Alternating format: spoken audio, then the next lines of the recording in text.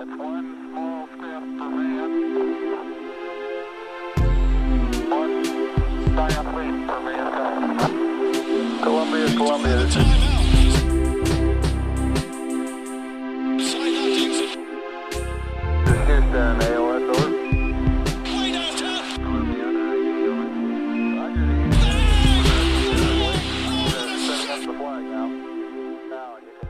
And joining us now, our guest for our season preview edition of the TKW podcast is NBA content creator, a Grizzlies super fan, if you will, Molly Morrison. What's going on, Molly? Thank you for joining us. Hey guys, just excited. Today we're recording this start of the season. Tomorrow our teams play, but just good vibes all around. It's an exciting time. It's always an exciting time. It's officially NBA's back day, everybody's favorite day on the calendar. It's a great time. We got a couple of games going on tonight as we're recording this, Sixers, Celtics, Lakers, Warriors, so good opening slate, but, really the main event is tomorrow night. It's the New York Knickerbockers. It's the Memphis Grizzlies. Before we even get to, specifically a matchup, anything like that, just a little vibe check on the Grizzlies, coming into this season, very exciting last year. Obviously, we know it's a very young, exciting team, a lot of personalities. Ja Morant, of course, JJJ, of course, Desmond Bane, the list goes on. It's a great team. But how are you feeling entering this season, just in general with this team? Yeah, it's a complicated question. There's so many factors that go into how I'm feeling. Every season, I feel like in recent history, the Grizzlies have exceeded all people's expectations. But what makes this season tricky is obviously you go from being the 2 seed, the second best team in the entire league record-wise, and then, having a really impressive playoff run that comes to an end when your superstar point guard gets injured. Not saying they wouldn't have lost had that not been the case, but it definitely didn't help things. And then you're getting rid of 2 guys who were key pieces of your rotation, and Anthony Melton, Kyle Anderson, both offensively and especially defensively. Then your best defensive player, Jaren Jackson Jr., is sidelined for we don't really know how long. So those factors definitely make you think, okay, now what? The losses of Melton and Anderson are really to make way for the rookies, right? So they drafted LaRavia, they have Roddy now. And in terms of how I feel going into the season, I feel like it's going to take a minute for them to find their groove, especially with, you mentioned, one of you was, when I was messaging, mentioned Santi Aldama. He's now a starter. So you go from one of the best defensive players in the league being your starting power forward to Santi Aldama, a 21-year-old who's never started for an NBA basketball team. There's going to be a lot of things. There's going to be a lot of question marks in the rotation, of course, question marks. And will the starting lineup stay the same? But I think the biggest question is the second unit and just sort of this pool of guys trying to figure out, okay, what's working. And I think that'll take time, but I'm feeling all right. You have Ja Morant on your team. You can't be too bummed.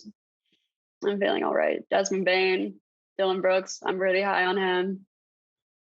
With Santi Aldama being penciled in as the starter, that's everything that I've been hearing as well. Would you say that that's really just to keep the second unit as intact as possible, with Brandon Clark staying on that second unit? He just got a nice little contract extension. He did, yeah. But it looks like he'll still be in that, sometimes closing super sub type of role. What do you think of the dynamic there with Santi Aldama and Brandon Clark? Santi Aldama is really just who ended up winning that role. Brandon is someone that they like off the bench. He brings a really good energy to that second unit. Also, the second unit lacks, maybe the size that you would want. So someone like Brandon is good to have in there. And then Santi is just, he's going to, he was someone who really didn't show anything until Summer League. I don't know if y'all were able to watch him, but he's 6'11", 7 feet. He plays like his size. He's got extreme length. He is not going to be who Jaren Jackson is. Defensively, he has the potential to be better than Jaren was. Offensively, especially last season, he struggled a lot.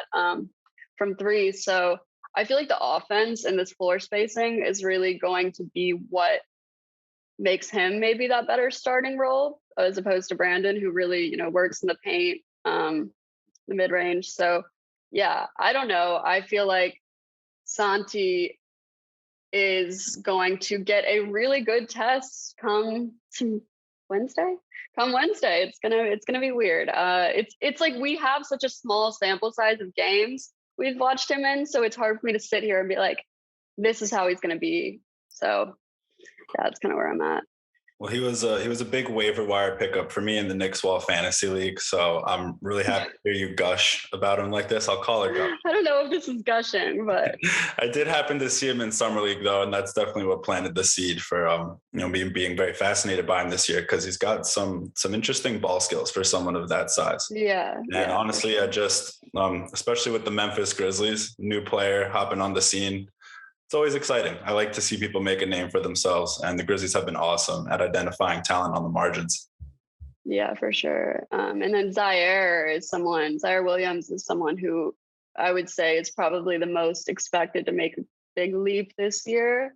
The coaches are trusting him with a lot of different roles. They're trying to trust him with the ball more, and he's proved to be a really efficient shooter.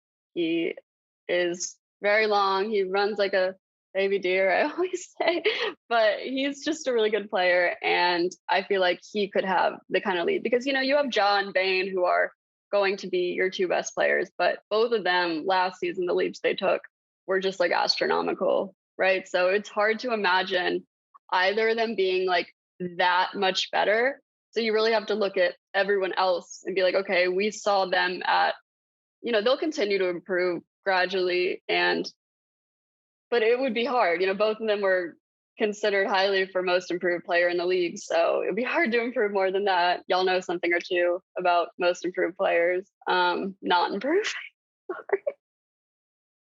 That was a little bit of shade thrown. But yeah. A little bit of Julius Randle shade? Yeah, it just came to me naturally. But I'm pretty high on Randle. So not even dissing him. I feel like he was set up for failure last season. Well, you're talking to Obi Toppin's #1 fan, so I will not censor a guest from taking a little lighthearted jab at Julius Randle. It's all fun. We're all rooting for Julius Randle.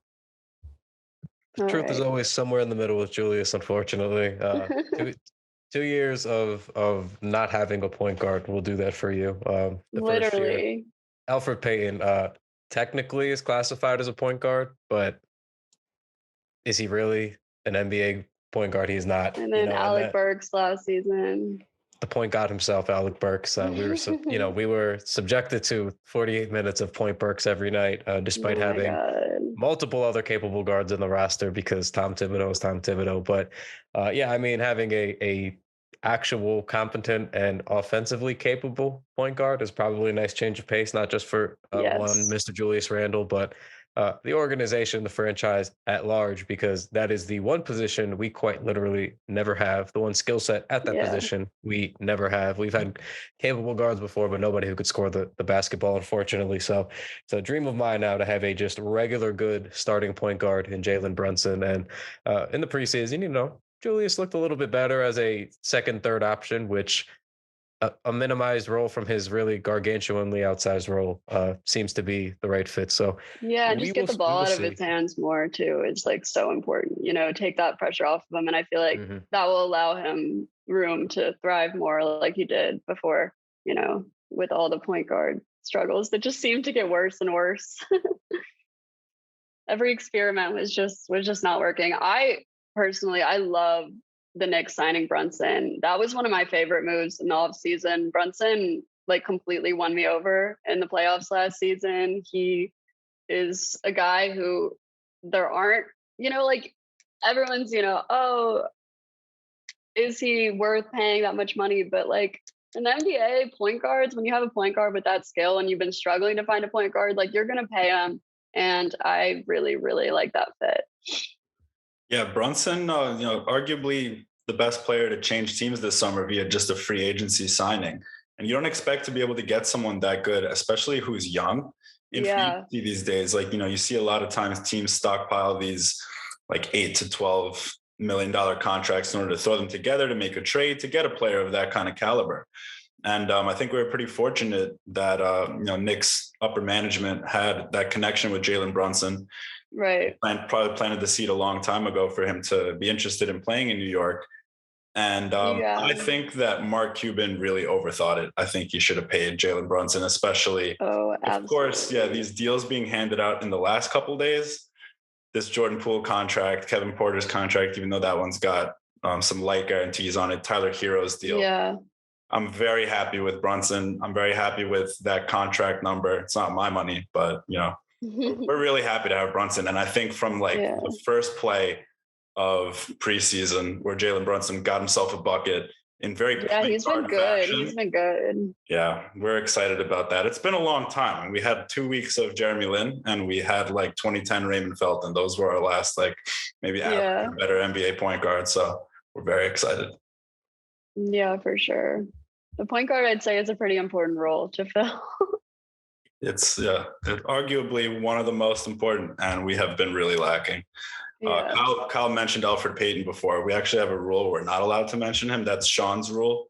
I'm wearing Sean's hoodie, so I'll represent. But I think we should talk about it. I don't think that we should keep anything in the dark here. We've been through what we've been through. It's led to a good thing now. Good thing with Hey, I am a fan of a team who once had 28 players on their roster in one season. I've watched backup point guards like Jordan Farmar, Ray McCollum, so I understand those kind of struggles. And I don't think any player should be banned from talking about it. It's what makes it fun. Like when you're sitting at the top of the hill, oh, remember when we were playing this guy? Yeah, we've definitely got that in spades with the Knicks. Remember this guy. We have an account at the Knicks Walk called, what do we call it? Random Nick? Kyle? Yeah. Random Nick is one of my favorite things that we do. We had someone got posted yesterday that was a great blast from the past. We did Ronnie Brewer the other day. I thought Ronnie Brewer was better than Random. Ronnie Brewer was a key starter for us, one of those 15-minute starters, all defense. Random Grizzlies, my favorite game ever. Bryce Cotton, Ray McCollum, guys like that. You know who I really liked? It was the tandem of Jarrell Brantley and who was the other really strong backup power forward. Now I'm blanking, but I think it was from LSU. Anyway. Wait, for y'all? No, for the Grizzlies. Oh, for the Grizzlies? It wasn't. You're not talking about JaMychal. He went to Alabama. You're not talking about Jarrell Martin. I think I might be. Good rebounder, really strong. That was so long ago. Yeah. His stint felt like ages ago. I mean, the Grizzlies, our front office changed. So, you went from drafting Jarrell Martin, Darnell Stokes, Jordan Adams. Darnell Stokes was another one of them. Yeah, to, drafting Desmond Bane and Brandon Clark as your later picks. So you didn't even mention Hasheem Thabeet. That's impressive. No, but we that's okay. You know what? That I go back on my stance. That is a name that we can erase from being able to talk about. If y'all can have Elfrid Payton, I'll put Hasheem Thabeet there. So that's 2 NBA teams, 2 band names. We'll have some other guests on the rest of the year and see who they're. Ask who they're too fresh, too soon. If you ask Memphis fans, they'd say Chandler Parsons and Hasheem Thabeet probably. Does John Hollinger go hand in hand with Chandler Parsons or no? No comment. No comment. Hollinger is he's a great basketball mind. He just makes jokes about it a lot. I know. Well, I think that I get a lot of kicks out of that. Yeah, no, I know. I honestly, didn't really know about his involvement in that entire situation until after the fact. But yeah, and then there's always, Chandler, he loves to come on Twitter and remind people that he stole a bunch of money from the Grizzlies. It's sort of this funny, savage thing.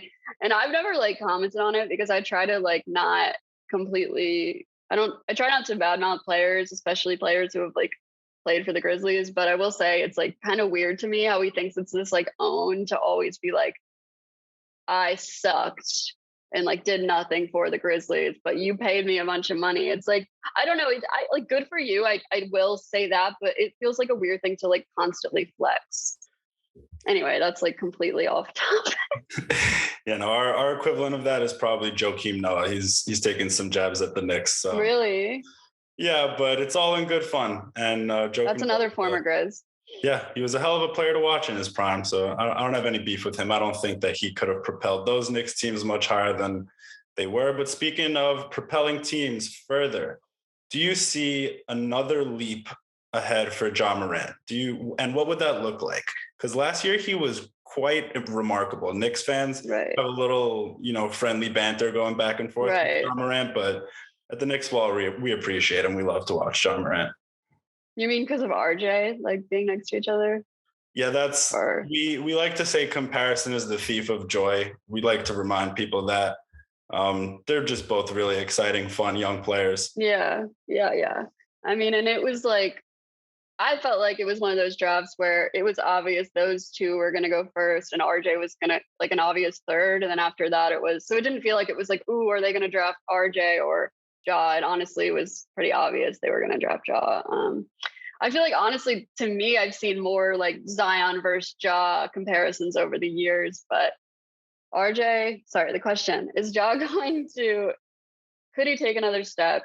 The answer is yes, when you're dealing with an elite young talent like that who is always looking to improve. I mean, you mentioned the jump he had last season that caused him to win Most Improved Player, and then to also get not only his first All-Star spot, but to start in the very first All-Star game that he was ever in. That is a pretty impressive feat and just shows how much of a jump he took.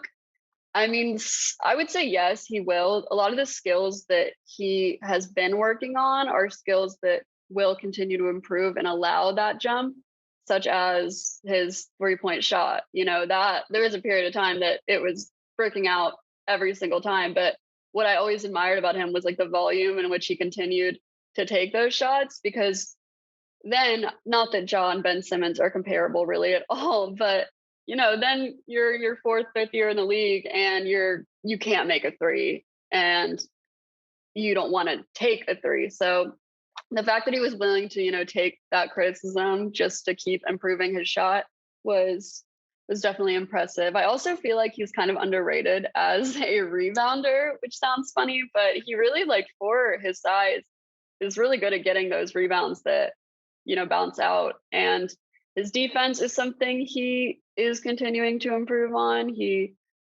is, again, he's not really a huge factor defensively, but it's something that he works on. And just his all-around game, the way he is able to create and make his teammates and make his teammates better, I feel like is the most underrated part of his game. Everyone sees like the flashiness, the fast break, but really what allowed Ja to bring the Grizzlies to become a team who was successful in the regular season and playoffs, which, again, you can look at some other teams who are led by a young star, and as good as the young star is, it's not able to necessarily translate right away to the team. But the reason they were able to make the playoffs in Ja's first season, or at least the play-in, was not only because of his personal skills, but the way he is able to create and help his teammates. So I feel like having a guy like him who isn't selfish with the ball, who does want to find those extra passes and make those plays for his teammates, is going to be really beneficial for the other, these young guys, and just continuing to make the team better.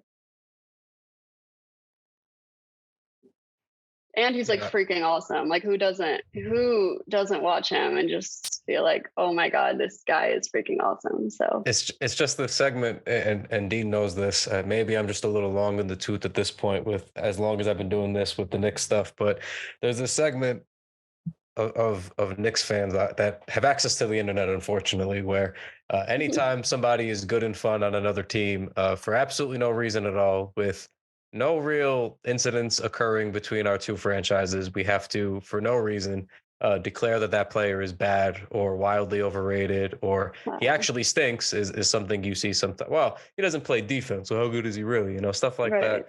And you just get a little tired of it. It's just how can everybody suck all the time? I mean, don't you get Yes. exhausted? We root for this franchise. It's often never good, and then everybody sucks. I mean, it's very Yeah, tiring. The John Morant I stuff it agree. threw me for a loop last year. I couldn't believe that was somebody that got targeted by Knicks fans. But anyway, he is good and fun, and most sensible fans agree that he is good and fun. I've always Right. been a big Ja guy. Many people are big Ja guys. I was hoping to get him come draft time. We got pick 3 because we never get picks 1 or 2. Very happy with RJ in that Yeah. circumstance, but uh, my longtime rule of thumb has always been just draft point guards repeatedly every year until one of them is a superstar. And Ja was top Right. of my list, and it didn't happen. But very glad he went to Memphis. Of course, he's doing great things there. It's very fun to watch. But um, now, kind of moving on to the game tomorrow. Very excited because they've actually had some good matchups, these Knicks and Grizzlies, these last couple of years. My favorite moment was, I believe, 2 years ago when RJ Barrett went rumbling down the paint in the clutch and really just rammed himself into Ja Morant and sent him tumbling for a very clutch basket. Yeah. It was a very fun thing, we don't get many wins, so it was very fun to see at that point. Right. But I'm my like, I thing don't is, even really remember that. it was at MSG. It was a good time, and Yeah. but I'm just excited in general because I like when there's draft class, not rivalries, but I like when those Mhm. top couple of guys get compared. Obviously for a long time it was like LeBron and Melo and Dwayne Wade.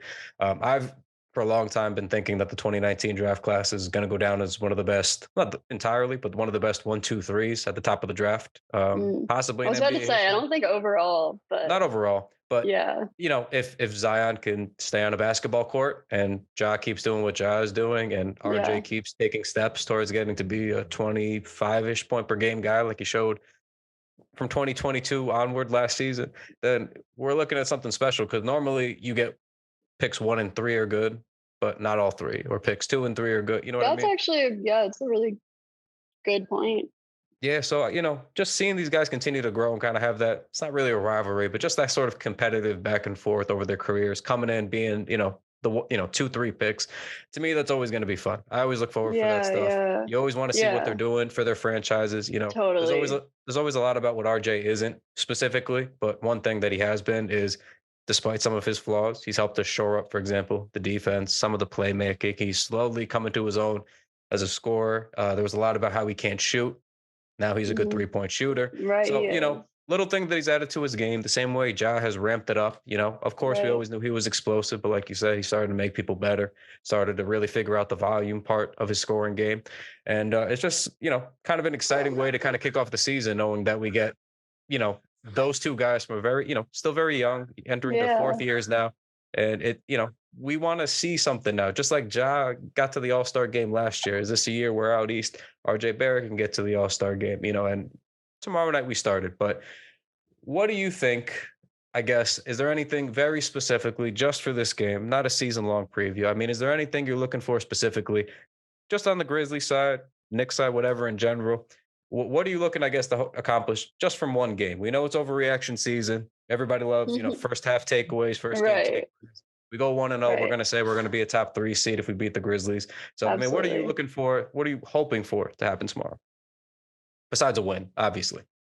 What I'm hoping is that Santi doesn't get like absolutely brutalized by Julius Randle. So that matchup to me is like pretty much the only one that I will have my eyes like peeled to, because it's a huge question mark. As I said earlier, this guy's never started for an NBA team. He doesn't have much experience, and Julius Randle is a bulldog, like I just feel like he could expose some flaws in Santi's game that might make us force the Grizzlies to try to come up with maybe a solution for someone else to be on Randall, which there isn't really a great solution for that. I would say, we talked about Brandon Clark earlier. That could be a solution, but it's not really ideal. So really just, can Santi do it? Can he hold his own against, a really, really great forward? And I feel like we will have to see. Yeah, one thing Julius Randle tends to do, which should be kept in mind, is when he has a matchup where he thinks that he has a huge advantage, sometimes he tries to do a bit much.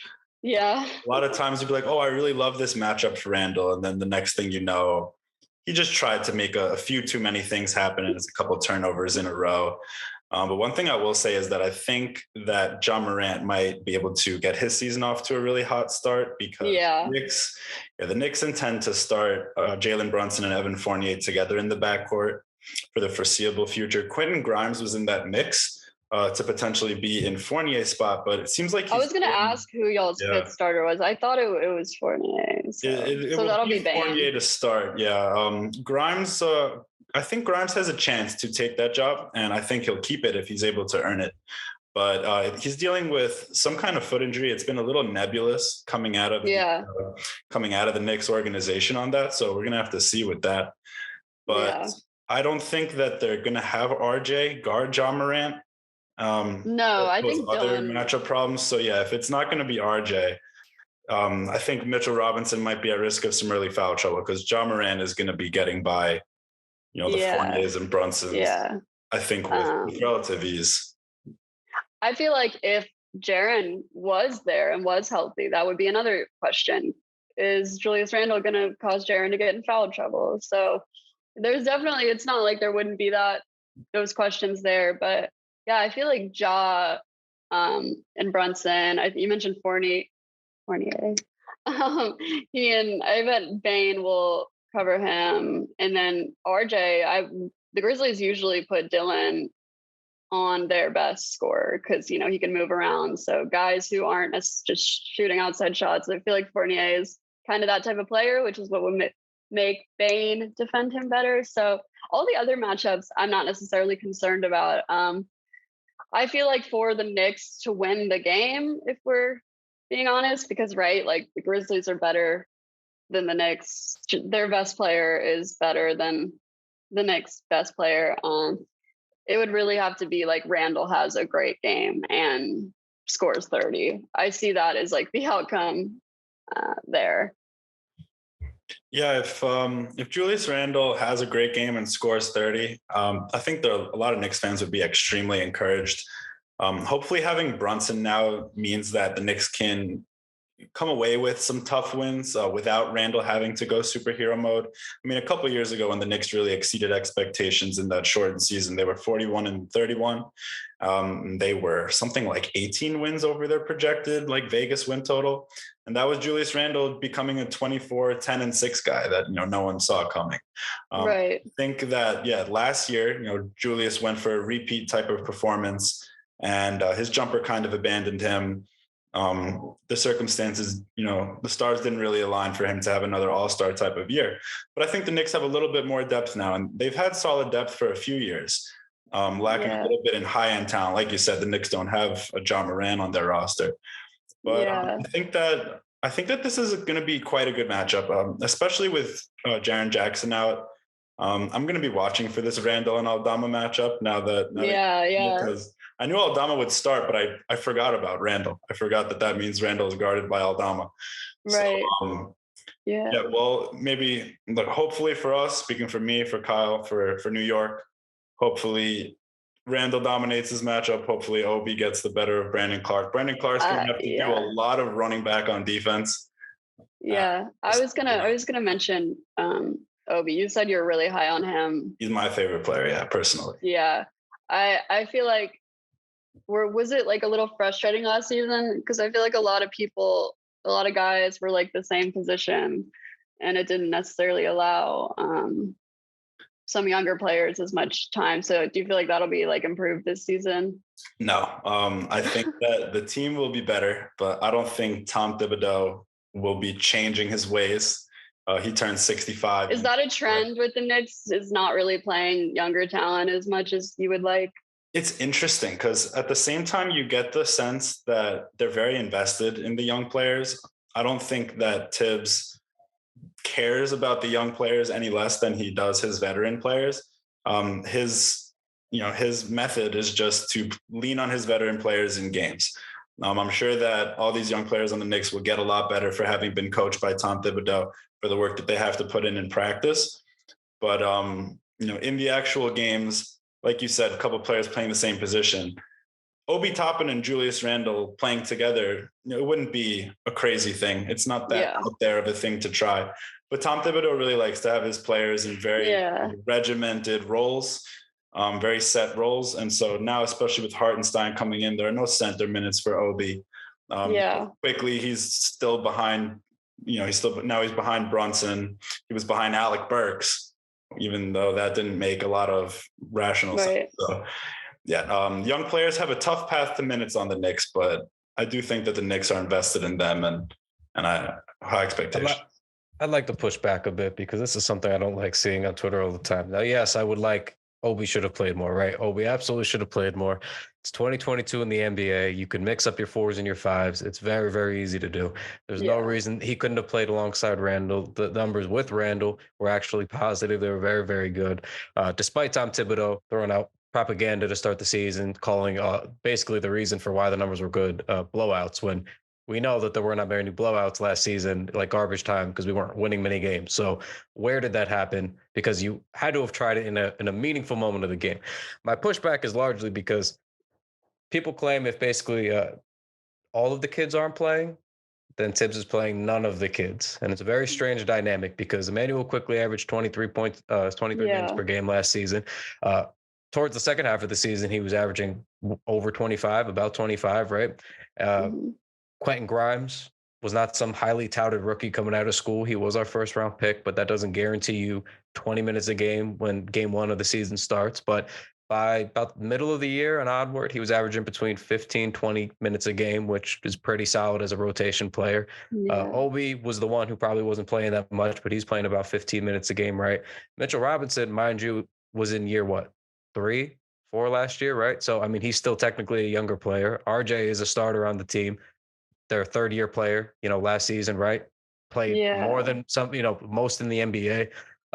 There were 4 or so players in the rotation that were younger that were playing 20-plus minutes a game, and especially the second half of the season. And while I get it wasn't at all the rotation maybe we wanted, it wasn't that these guys weren't playing. You can't have an 8-man rotation of just first to third-year players either. So it's not that I'm pro the rotations from last year. It's just, factually, we can't keep saying the kids didn't play when all the kids who are good, basically outside of Obi, were playing and playing pretty sizable, at least, roles in the rotation. So it's an unfortunate thing we have to sometimes parse back through. So it's like, yes, Obi should have played more, but at the same time, for whatever reason, they're not going to play him with Randall. Randall, they signed that 4-year deal for. There's no way he wasn't going to play, as many minutes as he was going to play. It's more just Tibbs not really being creative.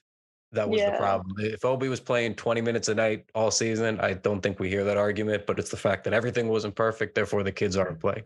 That was more the issue. Or like Burks playing 48, 30 plus minutes a night when Quickly was playing 25. People just wanted to see that. Right. So and then I get it.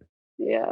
And then when Obi, his rookie year, of course, Randall has like that freaking superstar season. So it's like a lot of factors go to it. What did he end up averaging? He averaged like a really low number, didn't he, last season?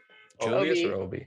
It was like 12, 13, right, Dean? Yeah, Obi, it's a little misleading. He finished this season averaging 17 minutes, but Randall didn't play in the last 11 or so games, I think. So that's when Obi started to really shine, when he got a bigger opportunity and we saw things come together for him. Molly, I wanted to ask you, who fills the void in the rotation left by Melton and Kyle Anderson?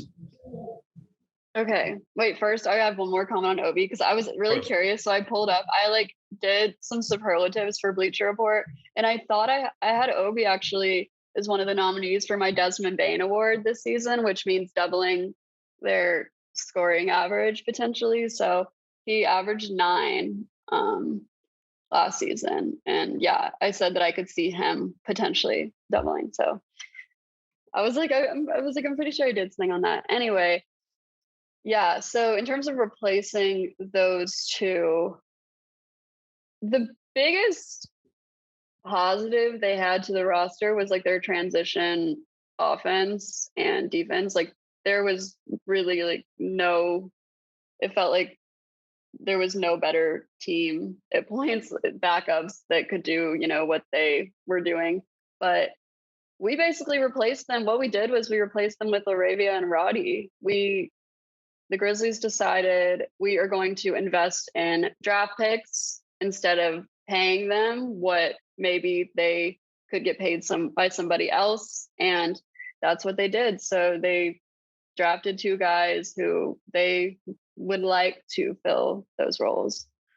Yeah, I remember late on draft night, I'm trying to fall asleep. It's like 1:30 in the morning, and I watched some David Roddy highlights. Oh my goodness. Yeah. That is a fun time. Him. David Roddy highlights are something very unique. You don't really see that kind of mix of just a guy with that kind of size and strength being that just fast. Explosiveness. Yeah, with a smooth pull-up game to boot. I hope we can see some minutes for him this year. But if we will for sure. I initially on the Memphis Hustle, I think there'll be some great highlights created. Or I think he could potentially be a player on our second unit that really has a chance to shine. Especially, I don't know if I mentioned this, but Zaire is actually out right now. He'll be out. Like, I don't really know. It happened during preseason. Oh. Zaire Williams injury. They've been kind of vague about it. Sounds like a prime situation. Oh, it's like knee soreness. Yeah. So it's obviously nothing, whatever. He could even play in the season opener, but I feel like Roddy was initially who I wanted to replace Jaren in the starting lineup, just based on what I saw, like you said, watching his highlights. I mean, man, like he's so big and he's such a bully, but he can also really successfully space the floor. So I have a feeling it'll kind of be him and Laravia potentially in a position where they're fighting for that spot in the second unit. Taylor Jenkins likes to really play a 10-man rotation. So it'll be interesting. But speaking of Grizzlies rookies, I mean, it's not just the 2 of them. They also have Vince Williams. And then the most exciting is Kenny Lofton Jr., who was the most fun to watch during Summer League to me. So it's a lot of things going on. Yeah, for a few years now, the Grizzlies have been like the honorary draft Twitter dream team. Yes. Yeah, the guys that they take, it's always like, especially in Desmond Bane, I got to say Twitter was right about that one. With every pick that Desmond Bane wasn't selected leading up to that Grizzlies pick, people were perplexed. I was definitely hoping the Knicks would come away with Bane. They ended up with Quickly in the 20s in that draft. So I have absolutely zero complaints there. Literally, yeah. But Bane is a great player. And what is what would him taking a leap forward look like to you? I'm not exactly sure what he averaged last year. I want to say it was close to 20, right? Points. Yeah, it was like 20. He doubled his average. So he got to, right. I don't know exactly the number, but it was definitely like around 20. God, I lost my train of thought. What did you ask? Desmond Bane taking a leap and what it would look like. Oh yeah, in terms of like the draft Twitter. Yeah, I feel like the reason he wasn't drafted was because like people were so obsessed with how he has like a really small wingspan, which is kind of funny because he does have like short T-Rex looking arms. But despite that, his defense is actually surprisingly good. And he's also just a guy who's going to work hard. So I would say in terms of how he can improve this season, he's someone who always is just looking for ways to improve. And you can see that on the court. He's trying to improve defensively and his shot. I mean, just continuing to shoot at a high volume, continuing to get better with the ball in his hands. So yeah, I feel like I feel like I see him kind of having like a CJ McCollum type role with the Grizzlies. And I see him and Ja potentially being like a Dame and CJ McCollum pairing. So, but maybe with slightly better defensive ability. So yeah, just continuing to really sharpen his role. And I mean, I don't have many complaints where he comes from because I've never had a player on the Grizzlies who every time they shoot, I will not be mad. Like he has earned my permission to take any shot whenever he wants. So yeah, with the Knicks teams that Kyle and I have been watching for all these years now, we've had to get pretty interesting with like who's allowed to take whatever shot they want.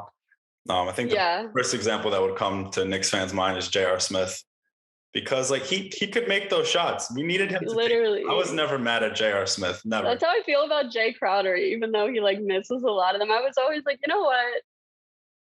He's gonna take the shot. The one player who does not have that permission is Dylan Brooks. I see.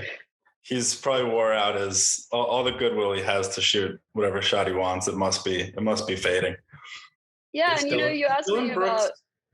Sorry, Go ahead. I just wanted to ask, like, because I know there's this thing with Dylan Brooks shot selection. Are Grizzlies fans down on Dylan Brooks at all, or is it more of like, I wish this guy would rein in the shot selection a bit? I don't think Grizzlies fans are down on Dylan Brooks because without Jaren, he's undoubtedly the best defender on the team. And that is something they really need right now. Like the Grizzlies are lacking defenders. Like, these rookies, that's the biggest loss in Melton and Anderson is these rookies are not going to be able to defend as well as they did. So just knowing that and the way Dylan has that ability to get in these guys' heads, like the KDs and the whatnots, that's something that Tony Allen had. And that's why Grizzlies fans loved him and were okay with him missing layups and, taking silly shots. So I feel like if Dylan is able, and I think he finally will be able to sort of take a step back and give Bane a little bit more of these offensive opportunities that he seems to want to take for himself, then it could help both of their games. So that's another way Bane could take a step forward this season. It's just by Dylan kind of understanding that he is behind Ja, who you want the ball in their hands. And but Dylan, Grizzlies fans were definitely like really low on him in the NBA bubble. That was a long time ago. So it's like, but he was not great. Then he was like great again. Then in the playoffs, he was the reason they lost, I'd say at least like one game.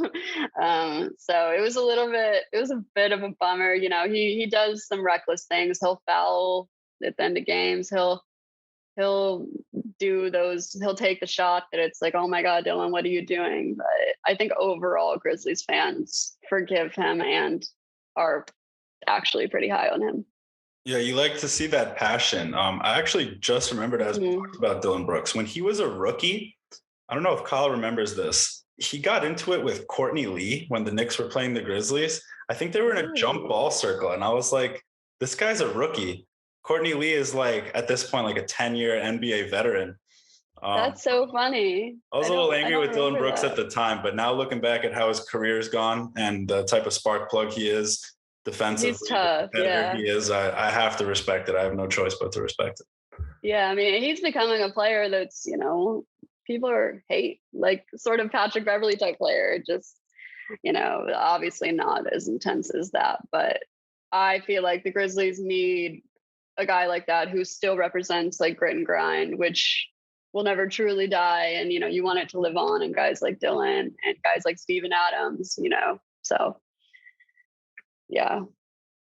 That was we had another dust up between the Grizzlies and Knicks. I believe it was 3 seasons ago.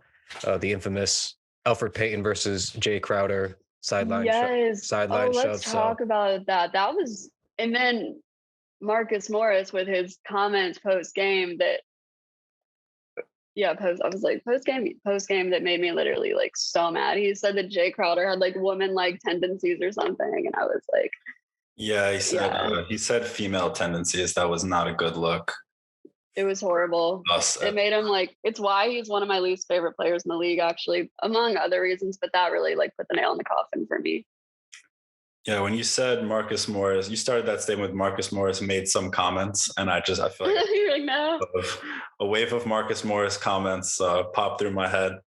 But, he gave us like half a season of pretty high level play and ended up trading him for the pick that became quickly. So Knicks fans aren't. Shout out Marcus Morris. Yeah, shout out to him for us. I guess that little Alfred Payton dust up was funny because Payton is not very expressive. It kind of came out of nowhere. He didn't usually get too high or too low during games. That was a surprising one. I remember being like, this is a weird energy.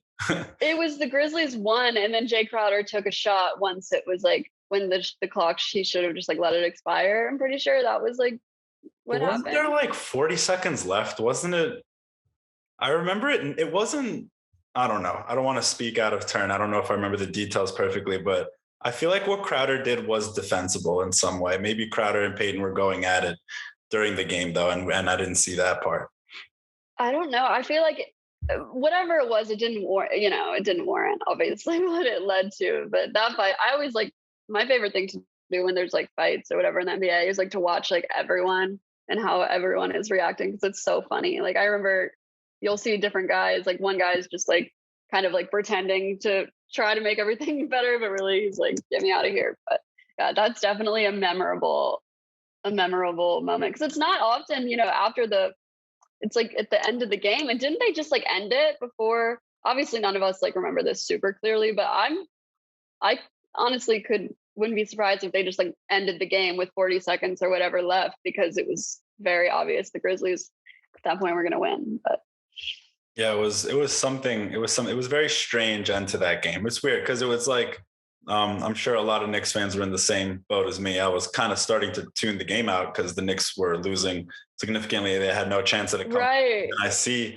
the people swarm together. I hear the commentators talking about it, and I rush back to my TV. But Yeah. I doubt we'll see anything like that tomorrow. I don't think that there's enough built up frustration yet. Yeah, no. Among any players. I think everybody's got a good attitude going into the season. And we did want to ask you if you could make a final score prediction tomorrow. What would that be? I'd say it'll be like high scoring, in the hundreds. So I'll go 111 to Grizzlies to 100 like 4. 111, 104. Yeah. That What about y'all? Honestly, potentially accurate. I have to predict the Knicks win, so I will personally go 107-99 Knicks. Okay. I like that score. You guys are being too respectable. We're gonna get in trouble if we don't go all the way in. So I'm just gonna say it's gonna be a 15-point Knicks win. I'm gonna zig when everybody zags. We're on fire from 3 for absolutely no reason. Obi Toppin hits like 3 despite hitting none in the postseason, something like that. We walk away with an improbable double-digit victory. My pets interrupt this podcast more times than I've ever been able to count, so don't worry about it. But so I think nice double-digit victory, so that Knicks fans could be annoying to start the season, as is now become tradition. And I think the only way that happens is with a double-digit win to make everybody really just with like 30-something points from Julius Randle. To me, that's the way the Knicks win, is if Randle's able to explode. Also, I kind of agree. This is like sort of a cop-out, but I feel like if it's single digits, the Grizzlies will win. And if it's double digits, like if it's more of a blowout, it will be the Knicks. So I don't hate your opinion, actually. Tom Thibodeau would be sick hearing that. Tom Thibodeau definitely thinks that like he's coming out on top of like a 93-85 game. That's his bread and butter right there. But I think if the Knicks are going to win, it's going to be a 3-point barrage. And they're both coming. They never both join. You guys must be special. They're really excited about the game. Night. Who could blame them? Yeah. Who could blame them? Yeah. Knicks basketball. I'll ask them who they're rooting for. Basketball is back. I'm very excited. All right, but before we let you get out of here now, one last thing. Just give us the biggest, boldest Grizzly take you have for this season as your parting shot here. Just as insane as you can. The one thing you truly believe, as bold as it can be. Well, Desmond Bane could be an all-star reserve this season. Oof, that's a good one. That's a good bold scorcher. Yeah, it's bold. I literally just came out, that just popped in my brains. Usually those kind of questions are hard, but you know what? I'll go with that. You got to go as far as you can. We did a show, a little show. We dropped today, but my big bold take for the Knicks this season was Mitchell Robinson, first team all defense, DPOY campaign. I don't know if he wins. I think he's definitely in the conversation. behind I'm a excited. better than 37 wins Knicks season, and that's why I think he gets in the conversation. Coming off getting paid, Yeah. he's got to be playing with energy now. He finally got paid. Remember, Yeah. he was playing for free before. People don't know this or don't always know this, but he was his rookie deal. He fired like 6 agents because his rookie deal Oh my God. they got him like 10 cents on the dollar. It was one of the worst rookie deals in the history of Wow. NBA. I actually do remember that, honestly, now that you mention it. Barely playing for like $1 million, like just awful situation for him to have to play through. So he finally got his money, came into shape. You know, he looks like he's in tremendous shape. Yeah. He knows he's normally a very slow starter the first week or two of the season. Looks tremendous. So for me, I'm all in on this Mitchell Robinson stuff. That's my propaganda, my bold take, my push. Yeah. Don't you think it's always like so weird when people are like excited that they like swindled a player, you know, like, oh, like we barely had to pay anything for him. You know, it's like, why don't you want these guys to get paid? These people, these franchises have so much money. Like, it doesn't. You couldn't be more right. We definitely feel that way. I remember being a little miffed that the Knicks didn't decline the last year on Mitchell Robinson's second round contract rate deal. Like Nuggets had done with Jokic a couple of years before. You decline that last year and you pay them in accordance with what they should be paid. Like Mitchell Robinson was giving us starting center production for a couple of years already. And then, the Knicks did right by him with this contract in the end. I think it all evens out. But, what if he had been hurt or something like that? So I wanted that security for him. I'm glad he's got it now. And I agree with Kyle. I could see all defense for Mitchell Robinson.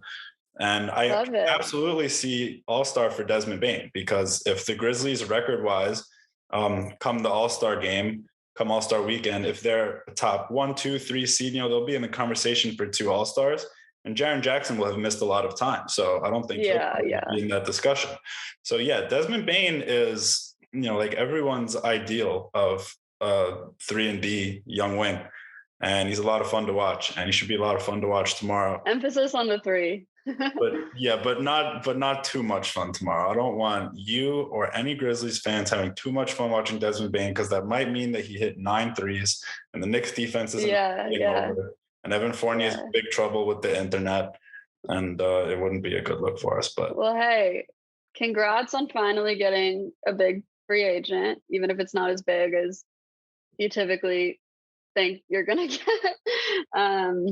And good luck this season. I'm excited about the Knicks. I've done like a little Q&A on my Instagram today, and someone asked, "Are the Knicks going to be good?" And I said yes. So I believe in y'all, even though y'all have been like the butt of some jokes over the years, which every team really has. But excited, and I think tomorrow will be fun. Yeah, and hopefully when the Knicks and Grizzlies meet again, I'm not sure exactly when that is, but hopefully when they do, both of them are well over 500 and having great seasons, and it can be an epic face. Yeah. We'll have to like meet again and be like, okay, what were we wrong about? What are we laughing at now? But definitely excited for it. Absolutely. For sure. So, again, thank you, Molly, for joining us. Tell the people where they can follow you, Twitter, IG, whatever, so you can plug your stuff. Yeah, follow me on Twitter and TikTok at Molly Hannah M. I always laugh when I say TikTok. I'm like, oh no. Follow me on Instagram, Molly_Morrison, and hopefully follow me somewhere else soon. Still figuring out what that next job is. So exciting things coming, and I appreciate y'all having me. Absolutely. Wish you the best of luck. Thank you so much for coming on. Thanks, y'all.